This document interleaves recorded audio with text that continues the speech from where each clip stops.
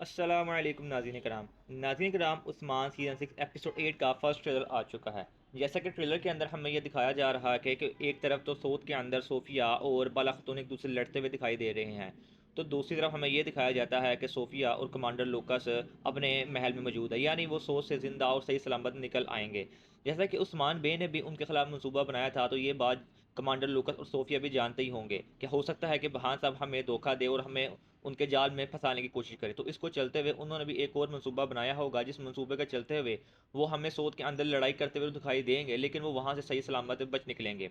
इसके बाद सोफिया जो इंतकाम की आग लेकर आई हुई है, वो एक और मंसूबा बनाएगी, और इस दफ़ा ये मंसूबा वो बाला खातून के खिलाफ बनाने जा रही है। जैसा कि सोत के अंदर वो एक बहुत बड़ा बाजार कायम कर रहे हैं, उसके लिए काफिले जो है सोत के अंदर आना शुरू हो गए हैं। उसकी हिफाजत के लिए गोंजा खातून, होलोफिरा और बाला खातून जाएंगी, और वहीं पर सोफिया जो होगी गात लगाकर बैठेगी और उनके ऊपर काफ़ी शदीद किस्म का हमला करेगी, जिसमें वो इन तीनों को मारना चाहेगी ताकि उस्मान बे को एक बहुत ज़बरदस्त नुकसान पहुंच सके। लेकिन नाज़रीन कराम, ऐसा बिल्कुल भी होता हुआ नज़र नहीं आ रहा।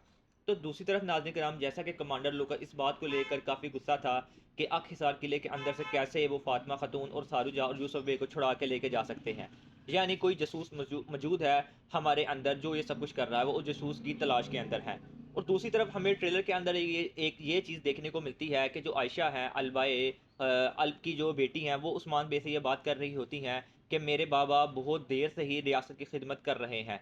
यानी हो सकता है कि आने वाले एपिसोड के अंदर हमें अलबाई का जो राज है वो अफशान नज़र आ जाए, यानी वो राज खुल जाए उस्मान बे के ऊपर कि वो असल में सुंगर तेकिन के पोते हैं।